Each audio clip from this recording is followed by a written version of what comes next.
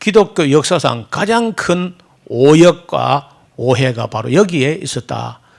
그런 관점에서 볼 텐데 잘 좀 보시기 바랍니다. 해석이 난해하고 또 견해가 첨예한 이런 어려운 문제를 해석할 때는 먼저 가장 먼저 살펴봐야 할 일이 번역이 바르게 되었는지 성실하게 살펴봐야 돼. 그리고 그 번역 자체가 잘못된 걸 가지고 암만 실험해봐야 의미가 없다 그 말이죠. 그래서 번역된 부분이 원어에서 직역을 한 것인가 아니면 의역을 한 것인가 혹은 오역의 여지가 없는가 성실하게 살펴봐야 합니다.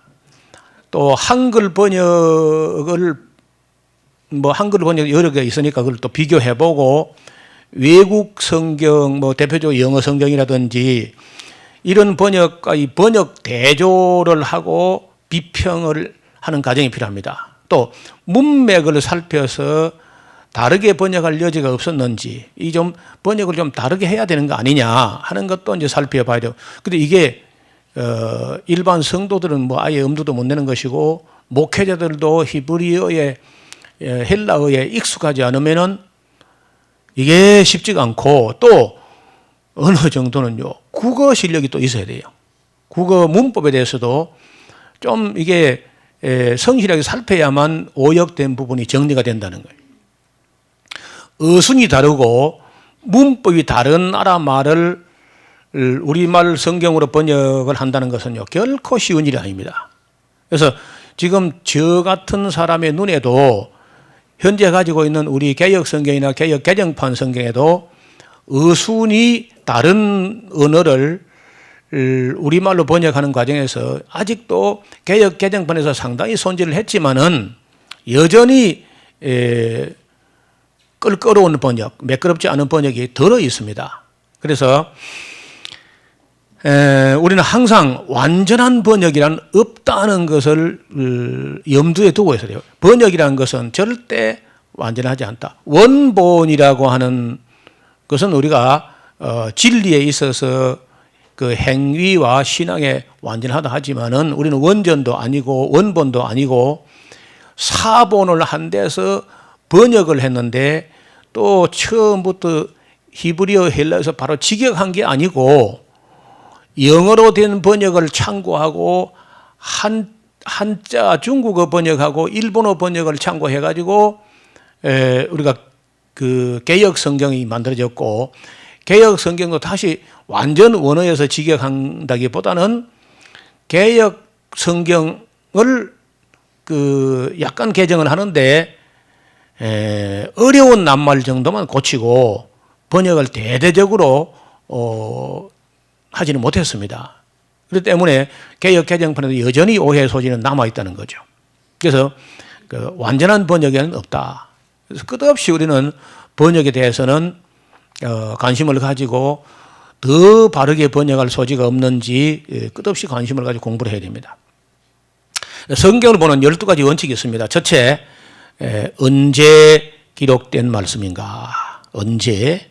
두 번째, 어디서 누가 또 누구에게 무엇을 어떻게 왜 무엇 때문에 기록한 말씀인가?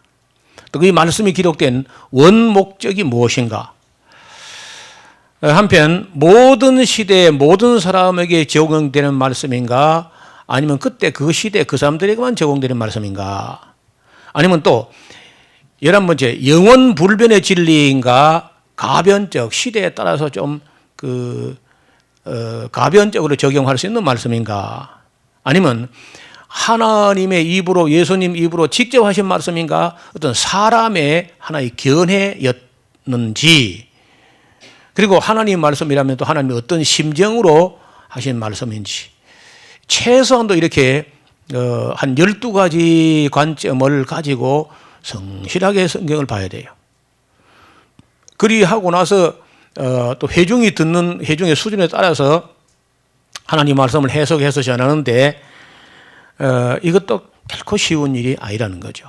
그래서 오늘 이 방언이란 무엇인가, 방언에 대한 오해, 방언의 유익, 방언의 위험 이런 걸 살펴나갈 텐데 일단 방언이란 무엇인가 하는 내용부터 간단히 살피면요. 방언이란 언어입니다. 언어.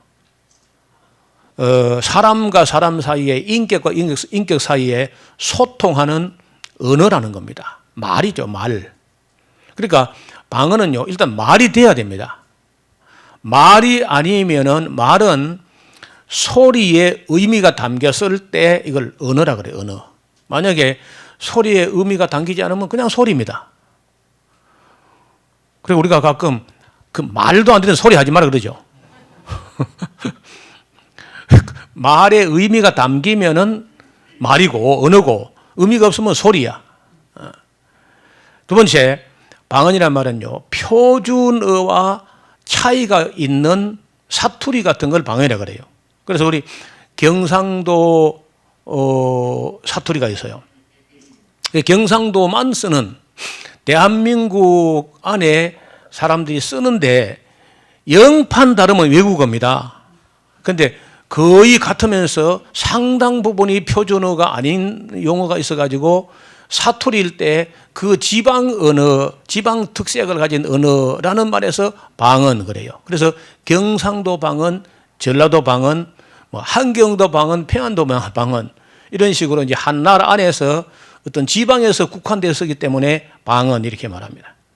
그 다음에 큰 나라, 예를 들어서 미국이나 뭐 이게 중국 같은 나라, 큰 나라에서는 그 안에 소수민족이 쓰는 언어가 있어요. 이런 것도 이제 전혀 다른 언어입니다. 그때는 상당히 이제 외국어 수준만큼의 다른 언어인데도 그때는 한 나라 안에서 쓰고 있는 다른 언어이기 때문에 방언이라고도 합니다. 아니면 뭐 중국 같은 뭐 조선족 방언, 아니면 몽골족 방언, 그 위구르족 방언 이런 식으로 이제 그 언어를 할 때 한 나라 안에서 다른 지방의 소수민족이 쓸 때 방언이라 그래요. 그 다음에 특정 지역에서 사용하는 경우도 방언하고, 그러나 단어와 문장, 문법과 어순이 있어야 됩니다. 언어가 될 때는. 첫째 단어가 있고 문장이 있고 문법이 있고 어순이 있어야 방언이에요. 만약에 어떤 소리가 나는데 단어도 없고 문장도 문법도 없고 어순도 없고 이러면 이거 방언이라는 언어가 안 되는 거예요. 또 여기서 번째, 방언은 절대 신령한 언어가 아닙니다. 성경이 말하는 방언은 이 어느 누군가가 그냥 알아듣는 사람의 언어지, 신령한 언어가, 성경에 있는 방언은 신령한 언어가 아니야. 그냥 사람이 알아듣는 언어입니다. 성경이 말하는 방언은요, 원래 기도가 아니었습니다. 사람이 사람에게 말하는 것이지 사람이 하나님께 하는 건 원래 방언이라 안 그랬어요. 그냥 기도거나 그렇지. 원래 그 사도행전에 있는 방언은 15개국, 15개 민족 혹은 15개 지방에서 예루살렘에 모여든 사람들이 알아듣는 소통되는 언어입니다. 방언은 결코 하늘의 언어가 아닙니다. 그 김우현인가 하는 그 어떤 감독이 방언을 하늘의 언어라고 이렇게 하는, 그 말은 김우현 감독 이전에는 아무도 그런 방언을 하늘의 언어라고 말한 적이 없는데 갑자기 그저 방언을 하늘의 언어라 이렇게 퍼지면서, 이건 신학자가 한 말도 아니고 이게 집사님이 한 말인데 이 사람 말에 그냥 감동이 돼가지고 온 한국교회가 지금 방언은 하늘의 언어다 이런 오해를 하고 있어요. 전혀 성경에는 방언을 하늘의 언어라 말한 적이 없습니다. 땅의 사람의 언어예요. 그 다음에 그 성경이 말하는 방언은 영이 하는 언어가 아닙니다. 그런데 우리 한국교회 지금 성도들, 목회자들 대부분이 방언은 영적 언어다, 신령한 언어다, 영의 언어다, 이렇게 성경을 오역하거나 오해함으로써 방언을 영의 언어라고 오해하는데 성경은 그렇게 말하지 않는다는 것을, 번역이 잘못된 것이지 실제로는 그렇게 되지 않다는 겁니다. 그건 제가 나중에 본문을 가지고 살펴보겠습니다. 또 방언은 알 수 없는 소리가 아닙니다. 반드시 알 수 있는 소리, 누군가는 알 수 있는 소리야 방언이야. 만약에 아무도 알 수 없는 소리다 그러면 그냥 소리야. 그건 방언이 아니라는 거죠.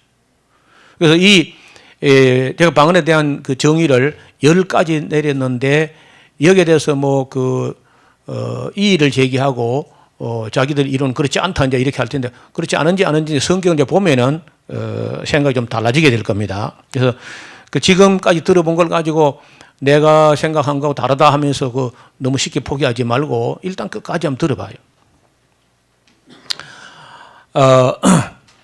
자, 바울이 방언을 통역하라고 줄기차게 이야기하거든요. 방언을 통역하라. 통역해서 알아듣고 아멘 하게 하라.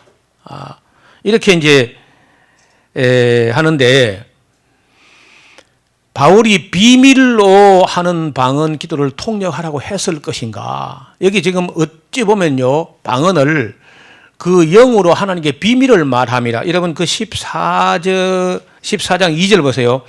방언을 말하는 자는 사람에게 하지 아니하고 하나님께 하나니 이는 알아듣는 자가 없고 그 영으로 비밀을 말함이니라 하는 게 제가 보기에는 번역의 오역이라는 겁니다. 원래는 그렇게 된 게 아니고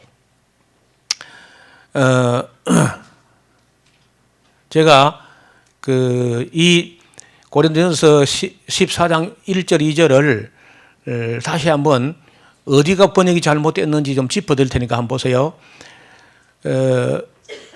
고린도전서 14장 1절 2절 사랑을 따라 구하라 신령한 것을 사모하되 특별히 예언을 하려고 하라. 방언을 말하는 자는 하나님께 하지 아니하고 사람에게 하지 아니하고 하나님께 하나니가 잘못된 번역이야. 하나니가 아닙니다. 원래 원어에는요. 이는 알아듣는 자가 없고 그 영으로 비밀을 말하면 이게 오역이라는 게 제가 볼 때 번역이 잘못된 거요. 그러면 정상적으로 번역하면요. 제가 볼 때 어떻게 번역하느냐. 여기 하나니라는 이 하나니 이 말이 이 헬라어로는 대라고 하는 부정접두 역접의 접두 좀 어렵습니다. 그 접속사 중에 순접 접두가 있고 역접 접두가 있어요. 순접이란 것은 그러므로 따라서 이렇게 하는 건 순접 앞에 걸 긍정하면서 뒤에 것도 따라서 그렇게 가야 되는 그럴 때 순접이라고 그래요. 반대로 역접이라는 접속사가 있는데 그러나 하지만 하고 앞에 걸 부정하고 그 새로 뒤에 걸 바로 잡으려고 할 때 이거는 역접이라는 접속사인데 이 하나니라고 하는 것은요. 그 헬라어 대라고 하는 접속사의 역접으로서의 접속사이기 때문에 하나니로 하면 안 돼요. 안 되고 하지만 하나님께 기도한다고 하지만 이는 알아듣는 자가 없고 또 이게 그 영으로 비밀을 말함이야가 이거 어순이 잘못돼가지고 앞에 와야 될 걸 뒤에 온 건데 제가 이제 번역을 이렇습니다. 잘 보세요. 사랑하는 마음으로 구하라.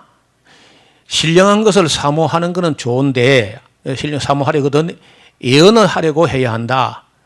왜냐하면 방언을 말하는 자가 사람에게 하는 것이 아니라 그의 영으로 하나님께 비밀을 말한다고 하지만 알아듣는 자는 아무도 없다. 이렇게 번역을 해야 돼요. 차이가 나죠? 점심 먹고 졸리는 거예요. 이제.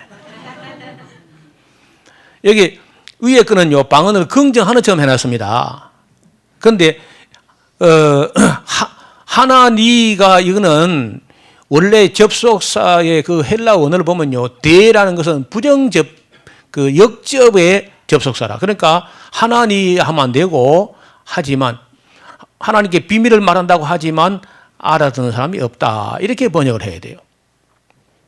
그러니까 여기 알아듣는 사람이 없다는, 알아듣는 자가 없다는 것은 사람들만 못 알아듣는 게 아니라 제가 볼 때는요, 하나님도 못 알아듣는 거예요. 여러분 가서 하나님 앞에 가서 랄랄랄라 롤롤롤로 샬라살라 해봐요. 하나님도 야 그게 무슨 소리냐 못 알아듣습니다. 왜냐 의미가 없거든요.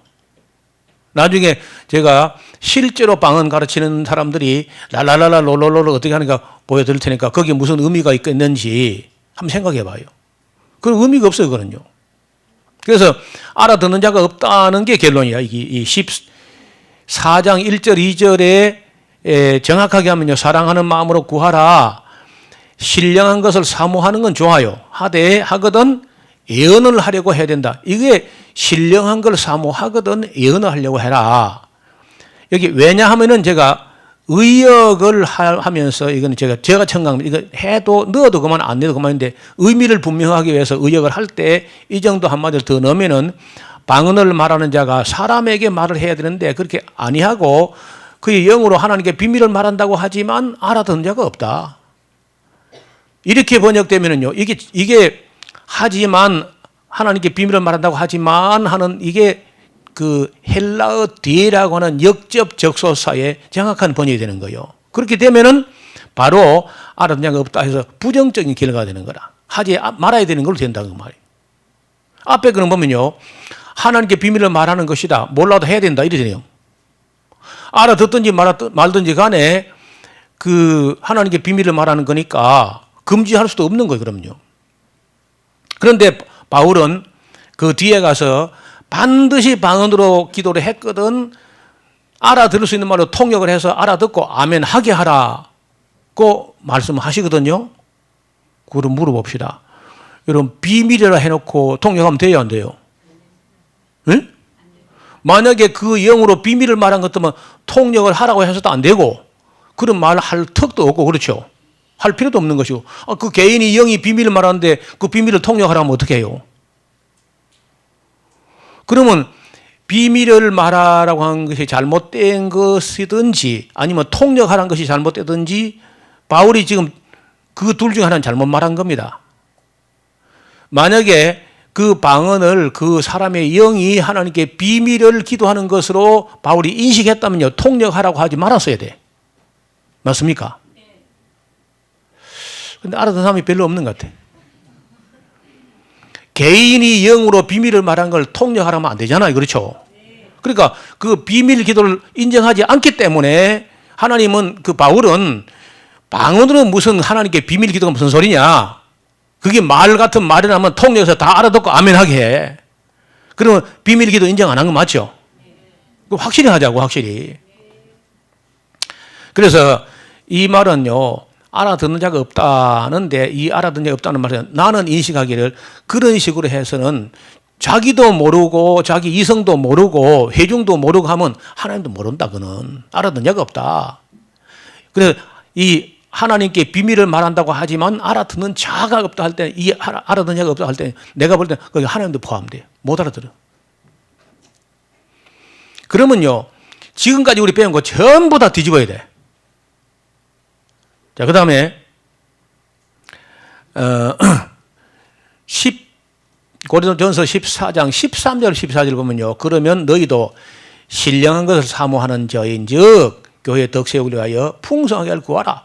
그러므로 방언을 말하는 자는 통역하기를 기도할지니 내가 만일 방언으로 기도하면 나의 영이 기도하거니와 나의 마음은 열매를 맺으며 이것도 이제 오역인데요. 잘 보세요.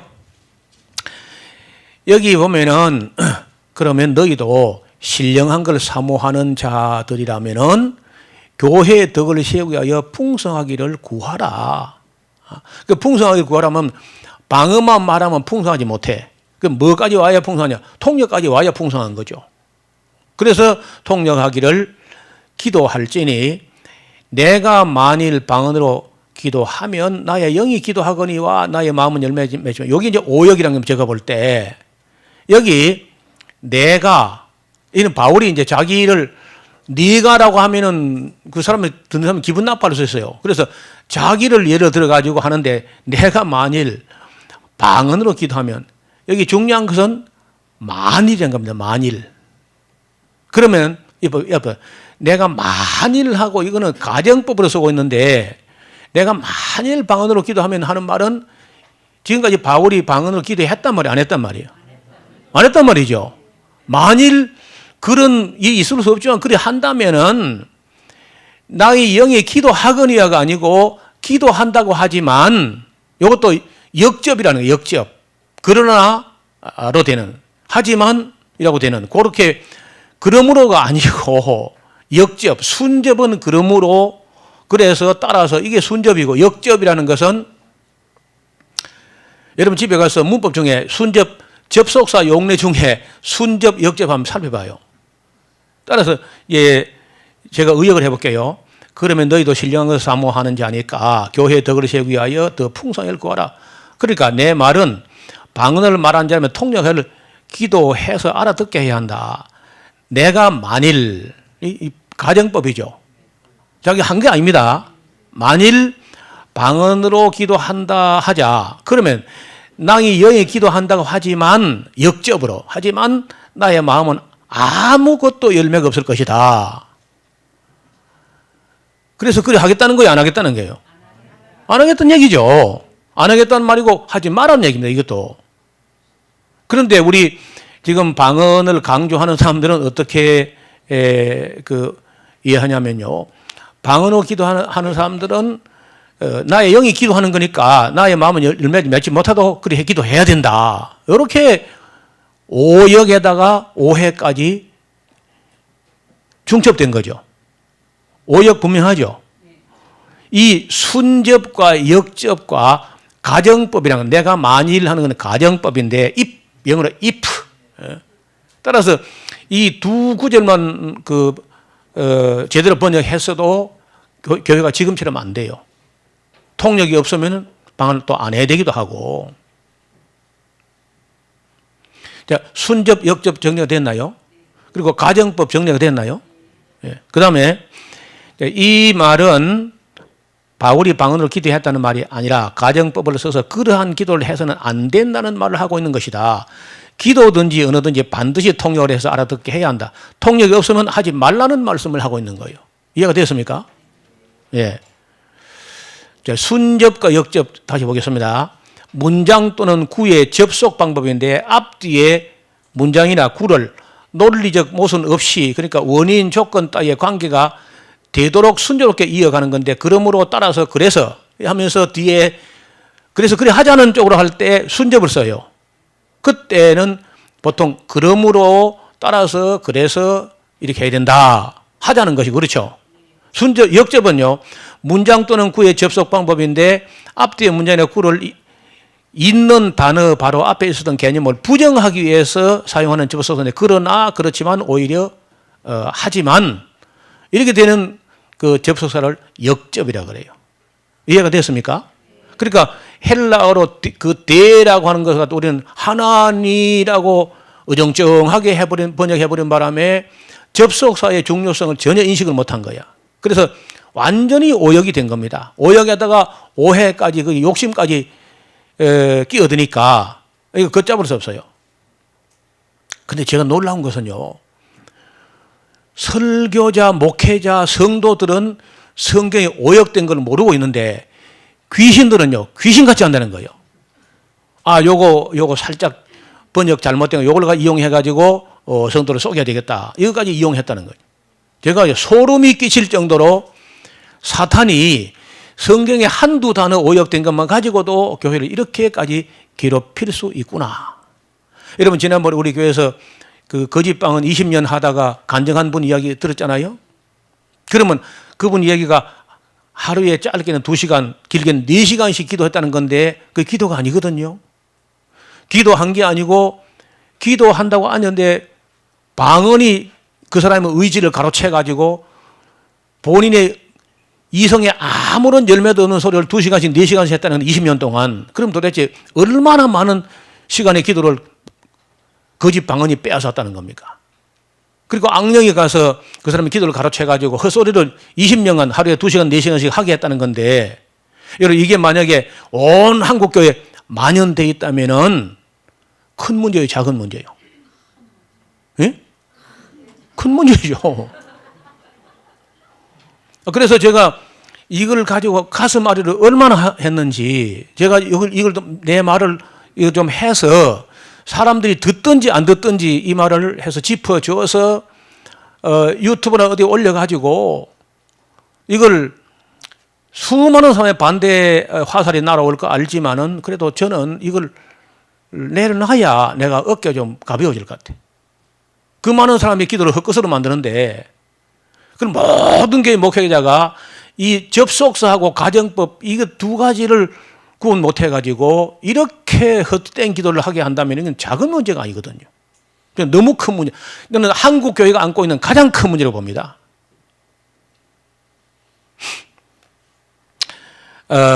여기에 고린도전서 14장 2절에 방언을 말하는 자가 할 때 이 또 방언은요 재미있게 했는데 그때 그 바울이 헬라어를 쓰면서 그 고린도 사람들이 하는 방언은 글로세 한번 따라합시다. 글로세라는 단수형을 쓰고 있어요. 단수형. 그런데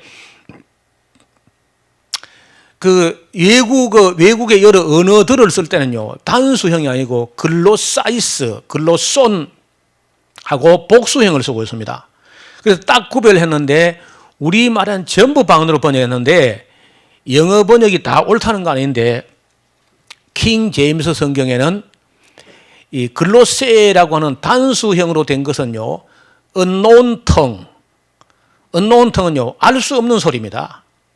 unknown tongue이라고 딱 이거는 도무지 알 수도 없는 소리 이렇게 딱 구분해놨습니다.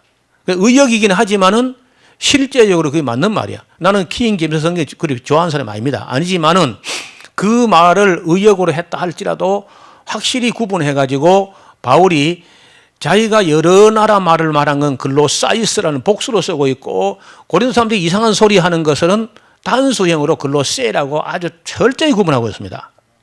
그래서 이상한 소리 하는 알아들을 수 없는 소리를 말하는 자가 사람에게 하지 않고 하나님께 그 영으로 비밀을 말한다 하지만은 하지만 이는 알아듣는 자가 없다. 사실은 하나님도 알아들 수 없다. 그 말도 아마 하고 싶었을 겁니다. 내가 하고 싶은데 지금은요. 그 다음에 14장 14절 내가 만일 하고 여기에 가정법을 쓰고 있는데 if 만일 방언으로 기도하면 나의 영이 기도한다고 하지만 역시 역접 나의 마음은 아무 열매를 맺지 못할 거다. 그런 거 해서는 안 된다는 얘기죠. 또 14장 18절에 내가 너희 모든 사람보다 외국 언어들을 글로사이스 복수형입니다. 고린도 사람들이 하는 거 아닙니다. 다른 글로사이스를 더 말함으로 이건 순접이야. 하나님께 감사한다. 할 때 내가 너희 모든 사람보다 더 외국어 여러 가지를 많이 말하기 때문에 내가 하나님께 감사한다. 이렇게 한 거예요. 그러니까 이것도 우리가 바울이 방언 기도를 고린도 사람보다 많이 했을 거다. 이렇게 오해를 했다는 겁니다. 그리고 하고 있죠. 일반 그 방언을 강조하는 사람들은 바울은 고린도 사람들보다 방언 기도를 더 많이 했다. 이런 식으로 했는데 전혀 아닙니다. 이거는 사람들에게 말하는 언어예요. 방언 알 수 없는 unknown tongue의 기도가 아닙니다. 바울이. 그래서 바울이 다른 그 고린도 교회 성도보다 방언 기도를 많이 했다. 전혀 그런 게 아니고 외국 언어들을 여러분보다 훨씬 더 여러 가지 할 수 있다. 일단 히브리어 했을 것이고 헬라어 했을 것이고 아람어 했을 것이고 길리기아 방언 했을 것이고 라틴어 했을 것이고 그 외에도 그 소아시아 일대의 어떤 그 지방 방언에 대해서 여러 가지 언어를 바울이 구사했다는 거예요. 그래서 선교사로 쓰임 받는데 의학의 탤런트, 그 언어의 은사가 있는 바울은 참 감사했다는 거예요. 그런 걸 갖다가 방언기도 많이 한 것으로 이제 오해를 한다는 겁니다. 그러니까 오역과 오해가 함께 욕심하고 한테 엉클어져 가지고 교회에 적용할 때는 순 엉터리 방언을 시켜왔으니까 이게 작은 문제가 아니잖아요. 여러분 봐요. 몇 단어를 바르게 그 순접, 역접하고 가정법 이 세 가지 정도를 가지고 그 발음 번역을 하니까 조금 달라진 것 같이 보이지만은 실제는 그 의미는 크게 차이가 납니다. 이렇게 번역을 해놓고 보면 지금까지 우리가 이해한 것과 전혀 다른 해석이 가능하게 된다는 겁니다. 가정법 문장에 대한 해석인데요. 내가 만일 애안, 그 만일이라는 말은 그 헬라어로 애안이라는데 애안 방언으로 기도하면 나의 영이 기도한다고 하지만 역접 그 데라는 이게 이제 헬라어로 데라는 그 글자인데요. 하지만을 정확하게 번역하게 되면은요.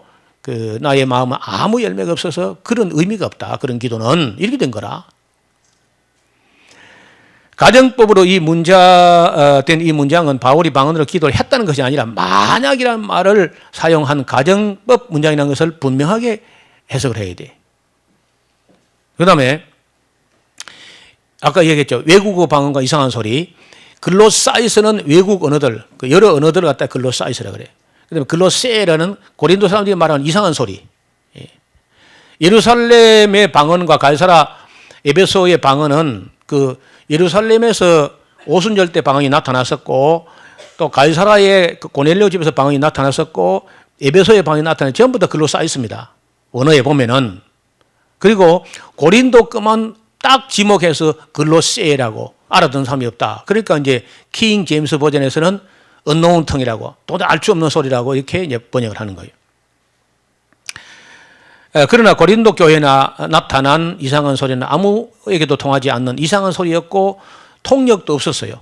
오늘날 교회에 난무하는 이상한 소리 똑같습니다. 그래서 고린도 교회에 나타난 알아들을 수 없는 이상한 소리, 통역도 안 되는 소리 하고 오늘 한국 교회에 만연된 이상한 소리, 아무도 통역도 안 되고 하는 거 맥이 같다는 겁니다.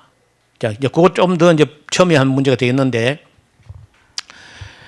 잘 보세요. 이제 이걸 정리하면 이렇습니다. 바울이 한 말씀의 의미는 바울은 신령한 것을 사모하는 것은 오케이, 얼마든지 해라. 하되 예언하기를 사모하라. 꼭 했지. 방언하기를 사모하란 말은 없어요.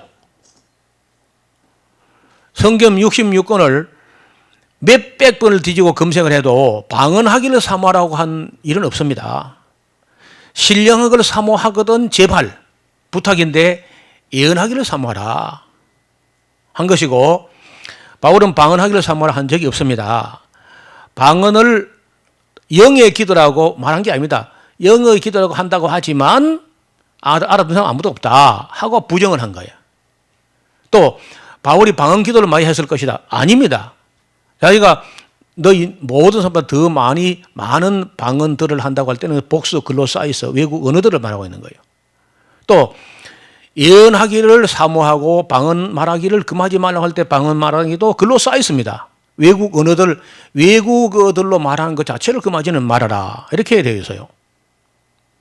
그 다음에 방언 통역이라는 말도 있고 통역하란 말도 있고 방언 통역의 은사가 있다는 말도 성경에 있으니까 사람들은 당연히 성경에 있기 때문에 방언 통역의 은사도 있었을 것이다 라고 생각하지만은 성경 어디에도 누군가 영에 사로잡혀서 방언을 말하고 누가 통역했다는 사례는 한 건 없습니다. 방언 통역했던 사례가 한 건 없는 거예요, 사실은요. 그리고 더 놀라운 것은 이 9가지 은사에 대해서 다른 은사는 아무 고린도 교회나 어디서 말썽을 일으킨 적이 없는데 고린도 교회에서 말썽이 되었던 건 방언의 은사 하나만이야. 다른 은사는 설명도 별로 없어요. 없는데 방언 문제 때문에 바울이 얼마나 많은 지면을 쓰고 있느냐. 장장 5페이지를 쓰고 있습니다.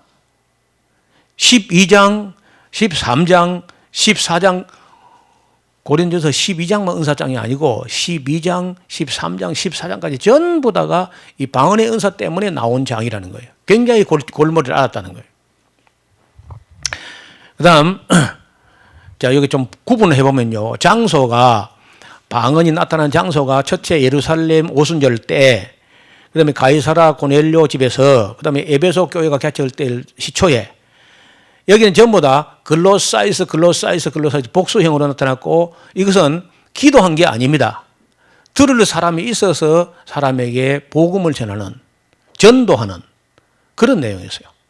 반면에 고린도에 나타난 방언은 글로사이스가 아니고 글로세, 20세기에 찰스 파르함이 만든 그 베델 성경학교 아그네스 오즈만이라고 하는 여학생이 입에서 나오는 것도 알아들 수 없는 소리, 이를테면 글로세, 현대 방언도 아무도 알아듣지 못하는 그런 글로세라고 할 수 있는, 그리고 또 놀랍게도 고린도 방언도 사람에게 하는 게 아니고 기도한다 그러고, 또 찰스 파르함 때라든지 20세기 초에 오늘 한국에서도 외국어로 말하는 방언은 안 보이고 전부 기도한다 그래. 그 성경은요, 신령한 언어로 그 영이 기도한다고 하지만 실제는 아무도 알아듣는 사람이 없다. 이렇게 된 거거든요. 그러니 이게 너무 심각한 문제 아니겠어요? 그 다음에 다시 좀 더 정리하면요, 예루살렘의 방언은요, 외국의 언어입니다. 특징은 사도가 반드시 함께 있었어요. 그리고 회중이 다 알아들어서 통역이 필요 없었습니다. 가이사라도 마찬가지 외국 언어고 사도가 있었고 통역이 필요 없었어요. 에베소도 외국의 언어고 사도가 있었고 통역이 필요 없었습니다. 이건 공통점이에요, 이게. 정상 방언. 그 다음에 고린도 방언과 20세기 찰스 바람이 시작한 방언이나 현대 방언은요, 다 알 수 없는 소리, 알 수 없는 소리, 알 수 없는 소리. 고린도에서는 거짓 사도가 있었어요. 저들은 계율의 여건이요, 거짓 사도다. 바울이 그리 지목을 한, 나중에 찾아봅시다. 20세기에 찰스 파람의 베델 성경학교 나오던 사도가 없었죠. 그리고 오늘 우리 한국교도 사도가 없는데 이상한 소리 나오는 겁니다. 다 통역이 되지 않았고 통역이 되지 않았고 현대 오늘날 우리 한국교회 퍼진 방언은요, 통역한다는 사람이 있기는 있는데 검증이 안 돼. 그 통역이 맞는지 안 맞는지. 왜냐하면 해보려면은 한 사람의 통역 받아서는 안 되고 그 방언을 녹음해가지고 통역한 사람에게 3사람이나 4사람이나 5사람이나 6사람에게 7사람에게 이렇게 통역을 해봐야 돼. 통역을 받아서 일치가 되는가 봐야 되는데 누가 한 번 해봤는데 7사람에게 해봤대요. 그 이야기는 하는 목사님의 아들 옥성호 집사가 쓴 책에 보면은 어떤 방언을 녹음해가지고 7사람의 통역 은사 받은 사람에 가서 통역을 했더니 7개가 다 전혀 딴 소리가 나왔다. 더 웃기는 사람도 있어요.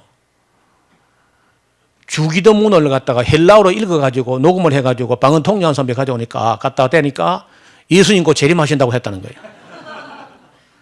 통역이. 그래서 이게 통역이 가짜구나. 그래서 여러분 지금 통역하는 꼭 있긴 있는데 제가 볼 때 다 가짜라고 봅니다. 그리고 한번 물어봅시다. 그럼 위험해요? 안 위험해요? 위험하죠. 비교 더 해보면요. 사도행전 그 오순절 방언은 약 15개국 언어입니다. 통역이 필요 없었고 모두 알아들었고 기도가 아니고 복음이 선포되었고 그리고 이내 사라졌어요. 이런 베드로가 뭐 그때 오순절에 갈릴리 사람으로서 외국의 언어를 방언의 성령의 은사로 막 유창하게 설교했다. 아니 사실은 베드로는요 방언을 했는지 뭘 했는지 몰라. 알아듣는 사람이 그냥 자기 난고방을 알아들었다는 거야. 그러면 어디 가서든지 베드로는 그냥 외국어 배울 필요도 없고 통역이 필요 없고 그냥 아무 데 갔으니 어느 나라 말이든 그냥 유창히 나와가지고 베드로가 평생에 성령이 이끄시는 대로 방언으로 설교를 다녔느냐. 그렇지 않다는 겁니다. 그때 일시적 현상일 뿐이고 그 뒤에는 마가 요한이 통역 가운데 다니면서 베드로 설교를 통역을 했습니다. 그래서 이내 사라졌어요, 이것도. 그리고 그건 분명히 교회에 유익이 됐습니다. 덕이 됐어요. 그리고 모든 사람이 막 아무나 받는 게 아니라 몇 사람이 받은 겁니다. 그 다음에 사도들이 거기 함께 있었고 전혀 연습하거나 배운 게 아닙니다. 이것이 이제 사도행전 오순절 방언의 특징이 그래요. 반면에 고린도 교회 방언 15개국어도 아니고 어느 나라 언어인지 알 수도 없고 지금까지 몰라요. 아직 알 수가 없어. 뭔 소리인지.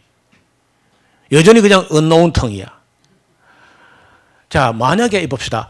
성령이 그 어떤 외국어나 어떤 방언을 하게 했다면은 거기 누군가가 알아들을 사람이 있어야 했겠죠. 들을 사람이 있어서 하는 것이지 들을 사람도 없는데 성령이 이상한 짓 하는 분이 아니잖아요. 사람 같으면 이상한 소리 해. 그렇죠? 그런데 성령이 하시게 했다면은 들을 사람도 없는데 헛소리를 했겠냐고. 여러분 어떻게 생각하세요? 성령이 아무 알아들을 사람도 없는데 이상한 소리 하고 다니겠습니까? 그런 사례도 없고 그래서 이제 고린도 교회에 나타난 방언이라는 것은 그 정체성 자체가 아직도 논의의 여지가 있다는 겁니다. 그 정체가 무엇이었는지. 그 다음에 통역하는 사람도 없었어요. 봐요. 저는 이렇게 생각합니다. 밥을 주시는 분은요 반드시 숟가락도 준다고 봅니다. 사이다를 주면 병따개도 주다는 그렇죠? 컵도 주고 세상에 사이다를 주면서 병따개도 안 주고 첩도 안 주는 그런 사람 없거든요. 방언을 주셨던 통역도 주셨다는 거죠. 근데 지금 교회, 한국교회는요, 방언은 뭐 쉽게 오는 것 같은데 통역은 거의 없는 것 같습니다. 있기는 있는데 또 가짜 같고. 우리도 마찬가지. 알아듣는 자가 없었고 또 여태까지 방언과 다르게 설교하거나 복음 전하는 게 또 기도한다네. 그 영으로 기도한다고 하지만 알아듣는 자가 없다는 결론이죠. 우리가 아까 본 대로 또 고린도 교회 방언도요. 그나마 오래 안 갔고 곧 사라졌습니다. 디모데를 보냈을 때는 해결이 안 됐는데 디도를 보냈을 때 해결돼 버리고 없어져 버렸어요. 그리고 바울이 고린도 가서 마지막 3개월 체류하면서 로마서를 쓸 때 사도행전 20장 3절에 그때는 이미 고린도 교회 방언은 사라진 거야. 그리고 바울이 느끼기로 야, 이 방언을 그냥 뒀다가는 마귀가 얼마나 장난칠지 모르겠다. 그렇게 생각을 했던지 고린도에서 기록한 로마서 사도행전 20장 3절에 바울이 헬라인을 3개를 유하며라고 하는 그때에 바울이 로마서를 기록할 뿐 아니라 고린도 교회 방언이라든지 그 여러 가지 문제를 수습했을 텐데 수습하면서 고린도서 기록한 로마서에 읽어보면은 로마서 12장에 여러 은사를 다룹니다. 거기도. 그런데 다른 은사는 있는데 방언 은사를 빼버려요. 앞으로 이 방언 했다가는 교회에 거짓 방언하는 귀신들이 너무 장난을 많이 치겠다 했던지 로마서 12장 그 쭉 읽어보면 여러 은사를 말할 때 특별히 그 방언의 은사는 빼버립니다. 그리고 이제 그로부터 방언은 완전히 사라진 거야. 1700년 동안. 그 사라지게 되었고 고린도에서 방언이 덕이 되지 못했어요. 그래서 바울은 덕 세우기 위해서 덕이 안 되는 지금까지 통역을 안 하니까 교회에 아무 유익이 없는데 유익되게 하려면은 통역을 하게 해라. 통역 은사를 구하든지 말든지 해서. 근데 그 통역 은사를 받은 사람이 통역했다는 말도 없고 바울이나 디도가 간 후에 고린도 교회 방언이 사라졌으니까요. 그 다음에 계율의 역군들이 있었어요. 그 방언하는 사람들을 바울이 나중에 이제 규정한 내용을 보면은 사단의 일꾼이고 계율의 역군들이고 거짓 사도들이었다고 기록을 하고 있습니다. 고린도 후서에 가서 읽어보면은 그 다음에 배우지 않아 그 예루살렘 오순절 방언은 배우지 않았잖아요. 그런데 고린도 거는 배웠는지 안 배웠는지 알 수도 없어요. 어떻게 왔는지. 그 다음에 이제 우리 한국교회 방언 하늘의 언어라 그래. 지금 한국교회 방언이 영의 언어, 천사의 언어, 비밀 언어 하면서 이제 그걸 기도하는 거거든 지금. 통역, 뭐 가짜 통역이 가끔 있긴 있습니다. 제가 어떤 분을 만났더니 그 성경 강좌 오는 뭐 100명, 200명, 300명 모였을 때 그 방언 통역 은사 받은 사람 손들어보면 한 300명 중에 하나쯤 제가 볼 때 그 방언 받은 사람은 절반쯤 될 겁니다. 근데 하나쯤 있어요. 그래서 방언 통역할 수 있습니까? 하니까 자기 것만 한대요. 자기 방언만 할 수 있고 남의 방언은 못 한다 그래요. 자기 거 같으면 모르겠어요. 자기 거라 할지라도 그 방언을 들어봐 가지고 녹음을 해 가지고 다른 통역하는 사람에 가서 통역하면 또 다르게 나올 수 있는 거죠. 역시 알아들을 수가 없고 역시 기도도 하고 한국 방언은요 예언도 한답니다. 또 방언하고 예언하고 그 다음에 없어지는 게 아니라 100년을 더 기승을 부리고 있어 지금 지난 100년 동안. 그 다음에 교회 덕이 되지 않는 건 말할 것도 없고 아무나 받아. 사도도 아니고 뭐 계율의 건지 모르지만 그냥 아무나 받는데 어느 정도냐. 다미선교회 갔던 사람들은요 초등학생도 받아와요. 방언을. 시작부터가 중학생, 고등학생부터 했으니까 다미선교회 그 원래가 권민아하고 하방익이라는 중학생, 고등학생이 받는 걸 시작했으니까 초등학생도 가서 방언을 받아오는 거예요. 사도는 이미 없고요. 억지 연습을 또 시켜요. 여기 차이가 나는 거죠. 그래서 그 고린도 방언, 현대 방언은 사도행전 방언과 다르다. 확연히 다르지 않습니까? 확연히. 그 방언을 하나님께 영이 이 비밀을 말한 것이라고 했겠는가 한번 다시 생각해 보는데 바울의 말은 영으로 비밀을 말하는 기도를 하라고 한 것이 아니라 영으로 하나님께 비밀을 말한다고 하면서 아무도 알아듣지 못하는 기도를 해서는 안 된다는 말을 하고 있는 겁니다. 바울은 반드시 통역해서 다 알아듣고 그 기도나 감사에 다 알아듣고 아멘 하게 하라 이렇게 지시하고 있는 거예요. 또 바울이 비밀로 하는 방언 기도를 통역하라고 했을까? 비밀로 하는 거라고 인정을 해놓고 통역하라고 그건 말이 안 되지 않습니까? 바울의 앞에서는 방언으로 비밀을 말하는 것이라고 강조해놓고 뒤에 가서는 통역을 해서 알아듣게 하라 하면 말이 안 되는 거죠. 그동안 우리 기독교는 이런 문제를 하나도 발견도 못했고 제대로 번역도 못하고 바르게 해석도 못하고 그 많은 사람들에게 거짓 방언을 받게 하고 헛된 기도를 헛소리 기도를 많이 하게 했는데 여러분 딸이 어느 날 와가지고 여러분에게 도무지 알아들을 수 없는 말로 랄랄랄라 롤롤롤로 샬라샬라 하고 뭐라고? 랄랄랄라 롤롤로 샬라샬라 계속 그래 봐요. 그리고 아버지를 조롱하는 거죠. 여러분 우리가 하나님 앞에 하나님 알아들을 수 없는 소리를 계속 짓거려 봐. 그건 하나님이 조롱하는 거죠. 칼빈이 그 제네바 교리 문답에서 그 조롱하는 거다 하나님을. 알아듣도 못하는 소리는 기도하는 것은 외식하는 것이요 하나님을 조롱하는 것이다. 그렇게 규정하고 있다는 거예요. 제네바 교리 문답 247조를 한번 여러분 집에 찾아보세요. 인터넷으로. 아니면 에스라우스 홈페이지에 올려놨으니까요. 바울 자신이 자기의 마음에는 열매가 맺히지 못하지만은 자기는 방언으로 기도한다고 말한 것이 아니라 가정법을 써서 가정법 현재입니다. 현재 만약 내가 그래 한다 하면은 만일 한다면은 자기의 영이 한다고 하겠지만은 자기의 마음에는 아무런 열매가 없을 것임을 강조하면서 그런 기도를 해서는 안 된다는 말씀을 하신 것입니다.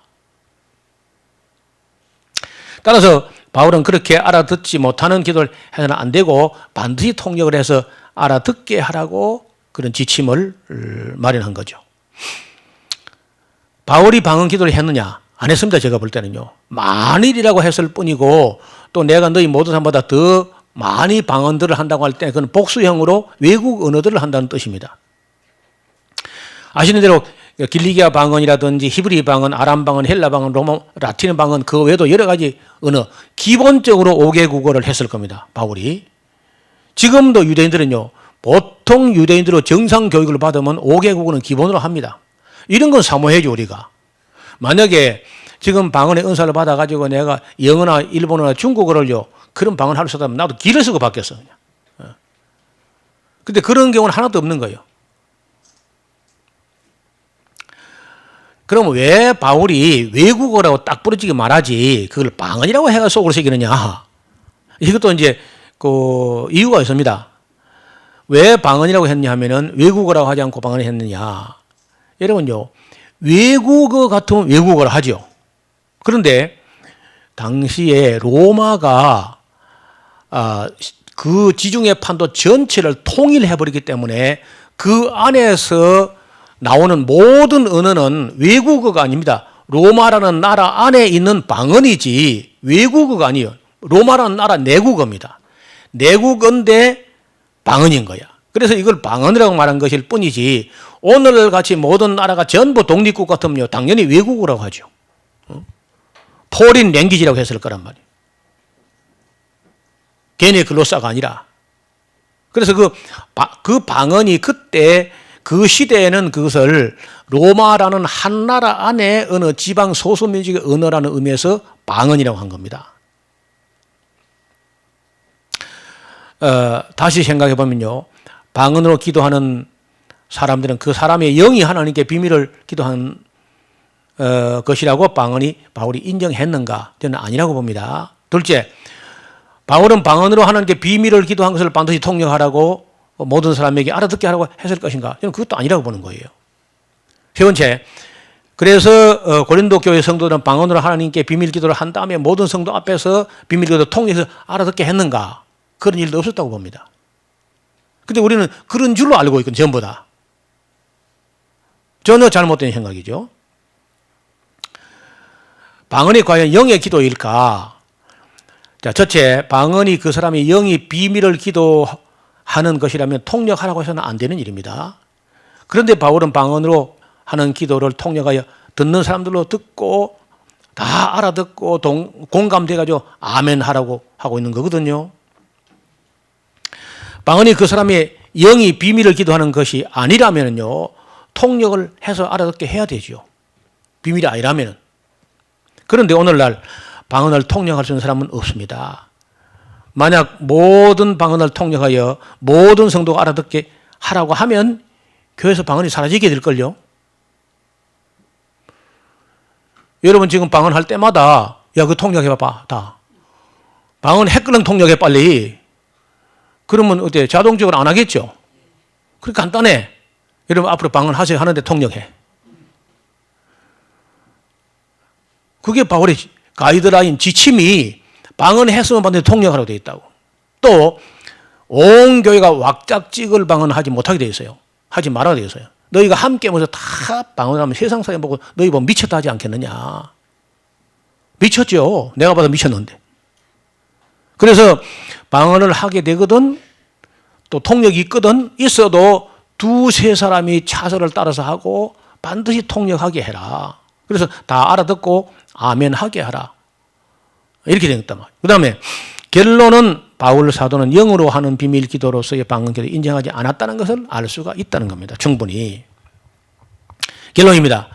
첫째, 영으로 비밀을 말한답시고 방언 기도를 해서는 안 된다 하는 것이 바울의 뜻이었고, 바울은 결코 알아들을 수 없는 방언 기도를 바울은 하지 않았습니다. 세 번째, 바울이 더 많이 했던 방언이라는 것은 완전한 외국 언어들입니다. 이 세 가지를 잘 몰라가지고 교회가 치른 대가는 상상을 초월하는 거예요. 지금도 방언을 받게 하려고 헛수고 하는 집회들 생각해 보세요. 얼마나 여름만 되면 막 산에 기도원에 가가지고 전부 그 집 방언 받게 하려고 랄랄랄라 롤롤로 하려고 난리 구슬 피우고 있는데 이게 정말 이리 해도 괜찮겠는가? 또 방언을 왜 사람들이 그렇게 받고 싶어 하냐 하면요, 목사들이 자꾸 기도를 길게 하라 그래. 기도 양을 채우라는 거야. 근데 뭐 그 맑은 정신으로 본 이성으로 기도하면요, 보통 뭐 5분 10분 하면 뭐 매일 같이 하는 거 더 없잖아요. 그러니까 기도 양을 채우려니까 2시간씩 4시간씩 기도하려면 뭐 방언을 받아가지고 하든지 뭘 해야 되니까 그걸 방언을 받으려고 하는 것이고, 또 방언을 뭐라고 하냐면요, 방언은 내가 모르는 것까지 성령이 지도해가지고 내 영을 지도해가지고 내가 미처 기도하면 뭐다 다 챙겨서 기도해준다. 그러니까 봐라, 길게 하는 거 봐라. 이렇게 너 기도하고는 시원찮아. 그러니까 길게 기도해야 돼. 다 챙겨서. 근데 그 방언하는 사람들 방언 내가 많이 들어보면요, 매 내내도 똑같은 소리입니다. 문장도 몇 개 안 되고 맨 반복이야. 똑같은 소리. 그리고 그 단어도 아니고 이상한 소리 몇 가지가 늘 반복적이라. 그건 언어가 아니라는 겁니다. 하나님 제일 싫어하는 게 반복하는 건데, 중언 부언하는 건데 성령이 그런 걸 시킬 리가 없잖아요. 또 왜 그렇게 방언을 사모하느냐? 모든 은사에 통로라는 거야. 선동하는 사람들이 방언 은사를 받으면 다른 은사 따라 막 줄줄이 그 방언의 은사 통로를 통해 가지고 받게 된다. 제가 경험하고 검증한 데는요, 귀신의 통로입니다. 방언을 받는 순간에 방언하는 귀신이 들어가지고 악령을 받게 만드는데, 그 간증문은요, 에스라 홈페이지에 6명분을 올려놨습니다. 방언 받았는데 그 전부 귀신이었다는 걸 다 그 토로한 얘기 6명 간증을 올려놔서 한번 읽어봐요. 에스라서 홈페이지 칼럼방에 올려놨습니다. 전부 악령들이 성령을 가장하고 들었는데, 제가 놀라운 것은요, 이 사탄이 얼마나 이 기만에 능수능란한지 양동작전을 써요. 양동작전. 이게 무슨 소리냐? 귀신이 사람을 속이는데 방언을 받아가지고 괴악한 사람이 되게 합니다. 어떤 사람을.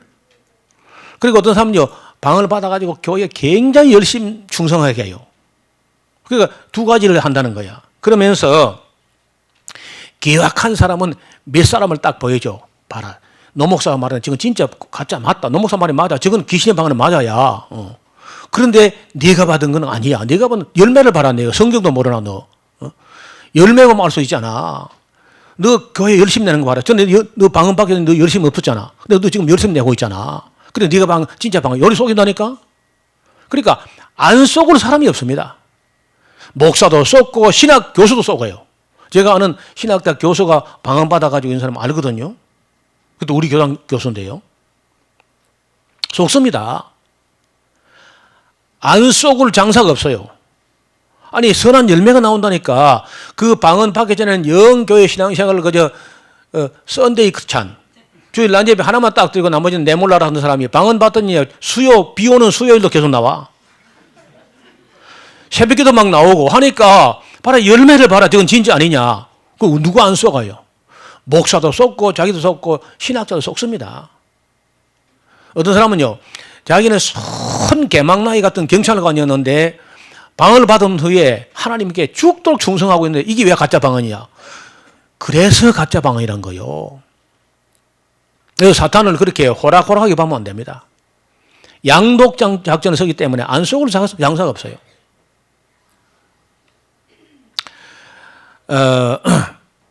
14장에 대한 요점이죠. 첫째, 바울이 방언을 비밀 기도라고 했느냐 했어요, 안 했어요?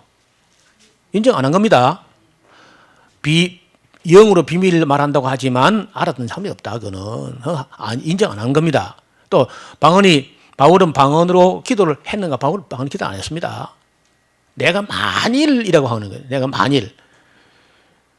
이런 만일은요, 만분질이야. 영어로는 if지만요, 우리말로는요, 만분질도 그런 거 안 해, 바울은. 그 다음에 바울이 더 많은 방언 기도를 했느냐? 전혀 아닙니다.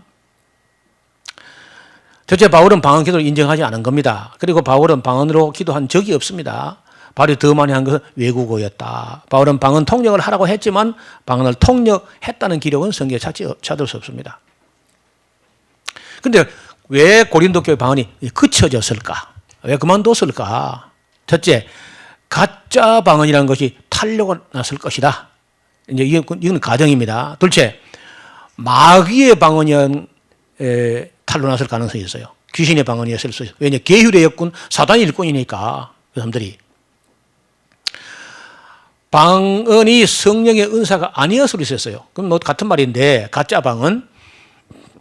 그 다음에 계율의 역군들의 장난이었을 수 있습니다.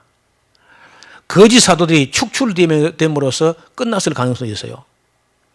디도와 바울이 가서 그런 거 아예 못하게 했을 가능성도 있습니다. 근데 바울의 책망을 듣고 이제 그쳤을 것이다. 소수 민족이 쓰는 외국어였을 수도 있죠. 가능성을 말하면은.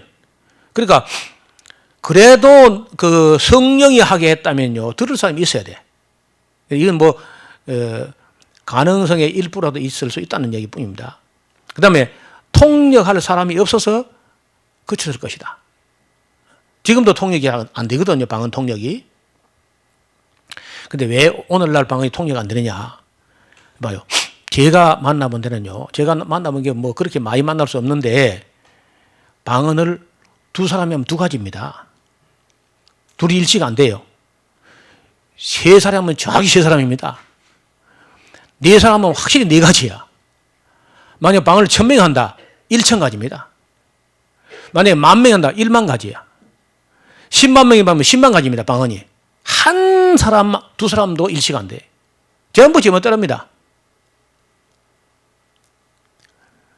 그래서 저는 그 언어가 아니라는 겁니다. 방언이 아니라는 소리야, 소리. 의미도 없는 소리. 만약에 의미가 있다고 하면 통역이 돼야 되거든요. 그리고 통역이 일치가 돼야 돼. 여러 사람이 통역 받아봐도. 그래서 통역할 사람이 없어서 그쳤을 수도 있다. 그 다음에 폐 일어나고 여자는 교회에서 잠잠하라 하고 여자 입을 단속했더니 끝났을 것이다. 그럴 가능성이 있다는 거예요. 오나가나 여자들이 많이 하거든, 방언을요. 남자들도 혹이 있는데 대개 여자들이 많이 해요. 어떻든 고린도 교회 방언이 끝났을 때 그 왜 끝났는지 한번 원인을 추적해 본 거죠.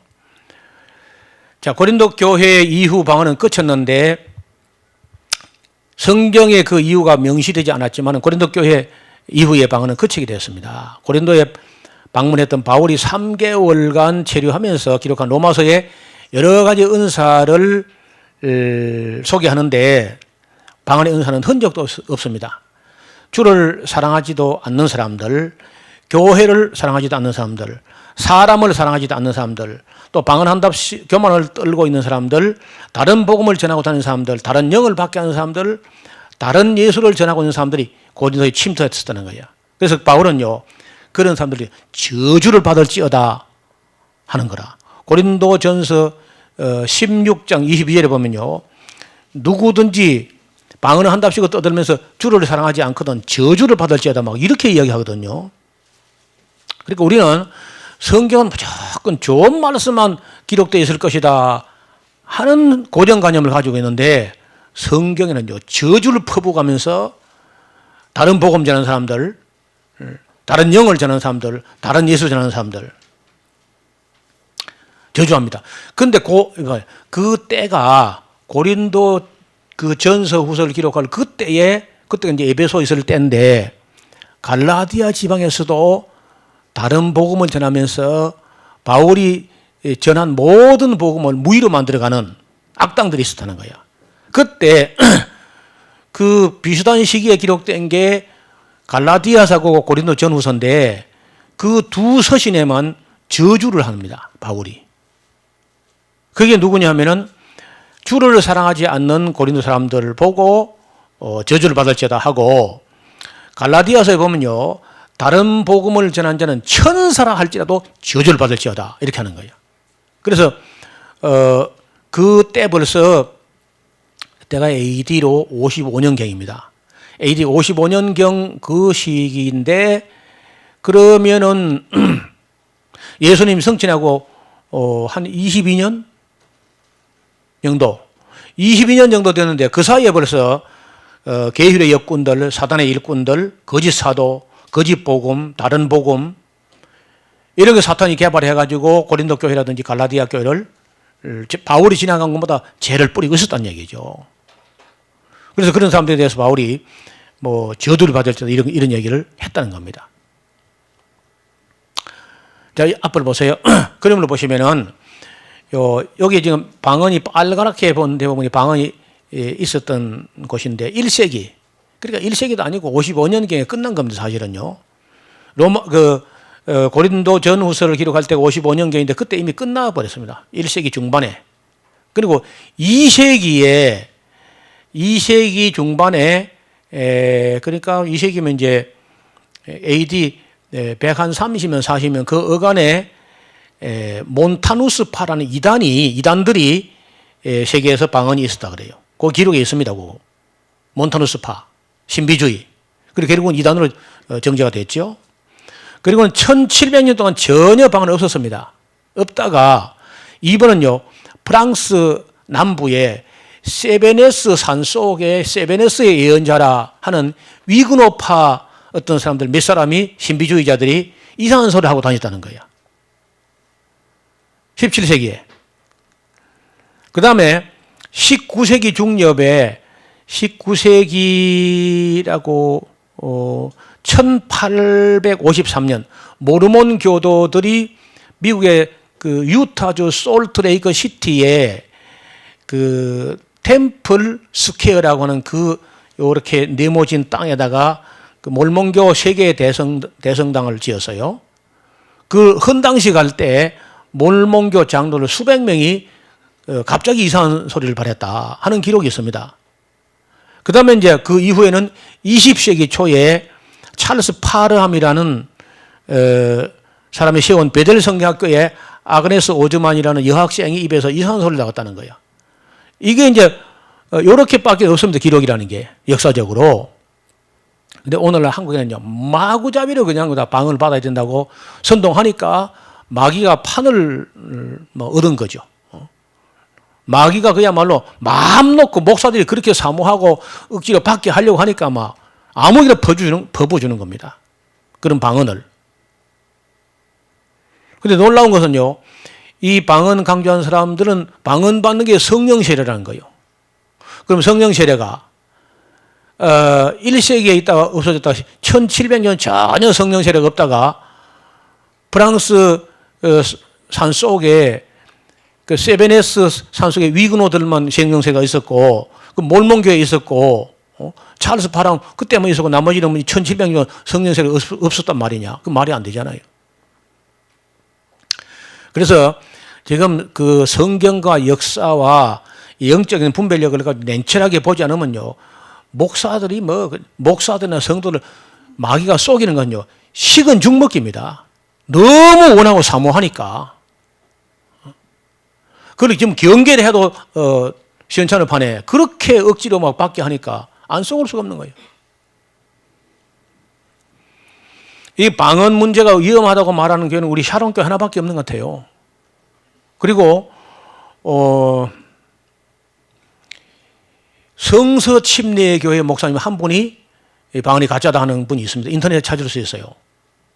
하고 정동수 교수라고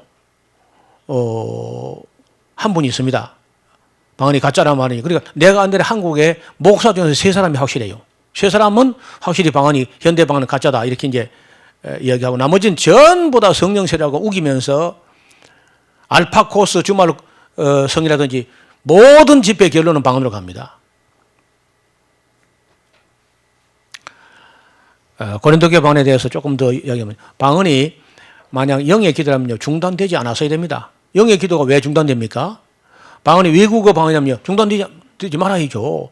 외국어 은사 받도록 계속 노력해야지. 근데 왜 1700년이 아니라 없었냐고. 방언이 개인이 유익이 되는 것이면 계속 해야 돼요. 개인에게라도 유익이 된다면요, 계속 해야죠. 여러분, 개인이 유익이 되는데 어떻게 교회 유익이 안 되겠어? 그러니까 그 내용도 방언은 개인의 덕을 세우고 예언은 교회의 덕을 세운다 하니까, 그 말을 잘못하면요, 잘못하게 되면 방언은 개인에게 유익하다고 하는 것처럼 되는데 아니고, 방언하는 자는 지 유익만 챙기고 이렇게 번역해야 돼. 자기만 생각하고 예언한 자는 교회를 생각한다 이렇게 해가지고, 방언은 부정하고 예언은 긍정해야 되는데, 방언하는 자는 개인의 유익이 된다고 하는 것처럼 번역이 되면서, 저는 개인이 가장 위험합니다. 개인도. 그러니까 그만 두게 된 거 아니에요? 개인에게 유익하면 교회도 유익한 거죠. 진짜 유익하다면은. 그 다음에 방언이 개인의 비밀을 기도하는 것이라면 통역할 필요 없습니다. 통역하라고 해서도 안 되고. 그 다음에 방언이 성령이 주신 은사였다면요, 계속 되어 왔어야죠. 왜 어느 시대에 됐다고 없어집니까? 그 다음에 유익한 방언이 있었다면 통역의 은사도 계속 주어져야죠. 근데 그 지금도 안 주어지거든요. 근데 결론은 바울이 고린도에 가서 방언은 끝나게 됐다는 거예요. 그 왜 끝났느냐는 거예요. 결론적으로 고린도 방언은 영이 하는 기도가 아닙니다. 고린도 방언은 외국어로 하는 방언도 아니었다는 거죠. 고린도 방언은 개인에게도 유익이 안 됐다는 겁니다. 고린도 방언은 통역할 수 없는 이상한 소리에 불과했다. 그래서 영어로 말할 때 unknown tongue이라는 그 의역이 차라리 의미가 있다는 거예요. 고린도 방언은 성령의 은사가 아니라 사탄의 속임수였을 가능성이 충분히 있습니다. 그다음에 그래서 고린도 교회 방언 이후에 방언은 그치게 되었다는 겁니다. 오늘날 방언도 철저하게 그치게 해야 된다. 여러분, 우리가 기독교 구원이요, 그 백성을 자기 죄에서 구원하는 구세주, 그 다음에 질병과 가난과 고통에서 구원하는 구원, 그 다음에 사탄과 귀신의 억압에서 구원하는 구원, 그 다음에 그 불안과 초조와 우울증과 공황장애와 이런 데서 구원받는 구원, 심리학적 구원, 또 사회적 구원, 맨 마지막 구원이냐, 백성으로 그 거짓 반에서 구원해야 돼. 일건 다 해가지고 귀신에게다가 영혼을 팔아버리면 안 되잖아요. 여러분 봐요. 방언을 받는 순간에 성령을 가장한 악령이 그 속에 들어왔다면은 방언을 받고 자기 영혼을 귀신에게 팔아 넘기는 겁니다. 그럼 수지가 맞아요, 안 맞아요? 그 방언이 시듭장을 받고 영혼을 팔자고? 귀신에게? 그 의지의 자를 내주자고? 그건 안 되잖아요. 방언을 받은 이후에 그 방언하는 영이 악령인 게 드러났을 때 이제 나가라 그러면요, 속히 나가면 참 좋겠는데 미안하지만 잘 안 나갑니다. 어떻게 들어왔는데 내가 그 안 나가고 애매기는 사람들 간증문을 제가 6개만, 그것도 그 어린애가 아닙니다. 다 대학을 나오고 지성인들이고 그런 사람들인데 그 방언하는 귀신이 안 나가고 지금 애를 먹이고 있는데 얼마나 위험한지. 방언을 받고 영혼을 팔면 안 되잖아요. 저 방언 안 받고도 신앙생활 잘하고 있는데 더 기가 막힌 것은요. 그 방언은 강조하는 것은요. 방언 받은 사람이 절반, 안 받은 사람이 절반인데 아니 뭐 정확하지 않습니다. 받은 사람이 7, 80%, 못 받은 사람이 20, 30% 되는데 그것도 정확한 표준은 그런 식으로 됐을 때 못 받은 사람이 사실 정상인데 그 못 받은 사람은요. 영적인 컴플렉스가 대단합니다. 저런 띨띨한 머저리도 받는데 나는 왜 못 받냐? 하나님 나를 버렸느냐? 해가지고 갈등이 이만저만이 아니에요. 그러다가 이제 저 강의를 듣고 나면요. 가슴을 쓸어내면서 안 받은 게 천만다행이구나. 안 받은 게 말이에요.